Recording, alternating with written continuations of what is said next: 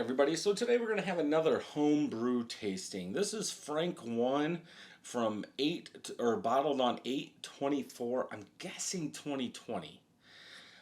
So almost 3 years old. 4.94% ABV. I could not find the brew sheet on it, so I don't know if I made one. And I was on Beersmith and I didn't even check it. But what I remember from these was whatever I had left over in the bottom, maybe hops. If because I was doing 1 gallon, I wasn't using a whole ounce of hops. I was using like 0.35, 34, 25, 0.15 ounces. Excuse me. So if I had just a little bit left, I saved everything, and I know I made a couple of them. So I'm guessing this might have some two-row, some Marissader in there, maybe some pale malt, hops. I have no clue. I'm pretty sure I put them in Beersmith. 6 carbonation tablets. Looking at this, I wonder if there's some rye in here. It looks red. Maybe some Cara Red malt, but 6 carbonation tablets. Those are getting up there a little bit.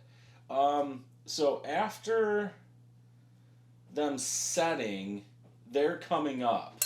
So I've done 3 older ones. I don't know if you guys can see that. Yeah, you guys can see it. That one's up to there. So hopefully I put these out in order. Yeah, this one doesn't have it. That's down to there. So only one that was really overcarb. The last one I did, the Monroe hops, this has that much head, but I had to get another glass. So I would say out of those 3, only one. So this is the 4th one. Let's see what this does. Oh no. Not bad. It's going though. So I'm going to try and just get the top part. I really don't want that trube that's in the bottom. It looks like I'm going to get it. Yeah, I'm getting it. Dang it.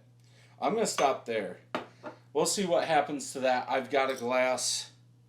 I'm just going to pour some in there because I'm not going to finish that one. So yeah, it's kind of interesting. And I really don't know what does it. But some of these beers, even after 2-3 years, the carbonation's fine, and some of the other ones aren't. I don't know if it has something to do with the ABV. Like this one's low ABV, so there's more residual sugar in there. So there's more for the yeast to eat that get into the bottle, so it just keeps on carbing up. But that Monroe one is 5.85, so that would have a little less.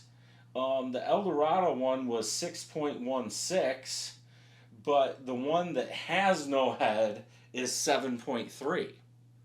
So maybe it has something to do with the amount of sugar. Well, I know bottle bombs come from sugar because if you put too much sugar water solution for your priming and then pour that into the beer and then bottle it, if there's too much in there, too much sugar, you're going to have bottle bombs. So, duh. Yeah, the more sugar that's in there. So this one probably didn't attenuate all the way. But I don't know how much yeast was it or how much malt I used. I don't know if it was around that 2.5 pounds. So I can't tell you if it under attenuated and there was more yeast. I mean, from this, I don't think it's that far off because we're not growing. We have some in there. But not very much, and it's not really growing. So, yeah, I guess I'll have to look at that. Head, brown. I'm gonna say there's Marissader in here. Light tan, pillowy head, about a finger of head. Orange, darker orange from where I poured in there. There you go. Pumpkin beer. I think I've said that before today. Yeah, it's got that like light burnt orange color, kind of hazy, but I'm guessing that's from overcarbing it and opening it up and all that air going down and mixing up what's in the bottom. Let's go ahead and smell and see what we get.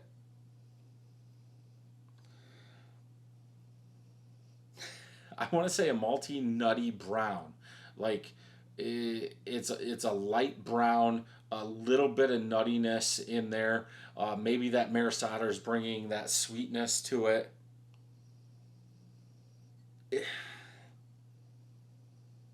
I almost want to say a little floral. Maybe a cascade?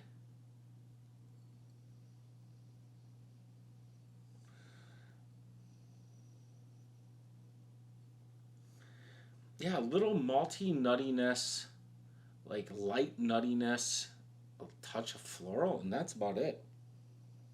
I can't. Yeah, it almost smells like maybe if what you would wash your clothes with, if you wanted a floral smell, like yeah, like laundry soap floral. That's kind of weird. Um, it's overcarbed.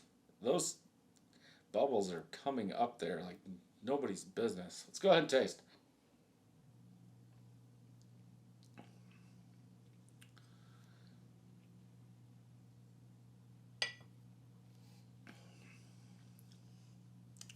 There's really not much of a taste. A very light. I think it's because it's overcarbed. Like I don't get anything until about middle of the palate. Um, yeah, light caramel, a little floral, and then it's like it's gone. But that caramel, that light sweet caramel, is still there.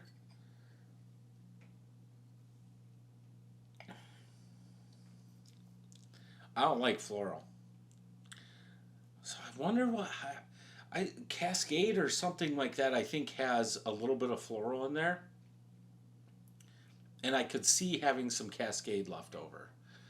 Um, I don't like it. There's no sense in drinking this. Um, very weird. Who knows? I didn't put the yeast on there, did I? Who knows what yeast? Probably USO5 or SO4 is what I'm guessing. Um, yeah, kind of a low, dry, sweet floral with a touch of caramel in there.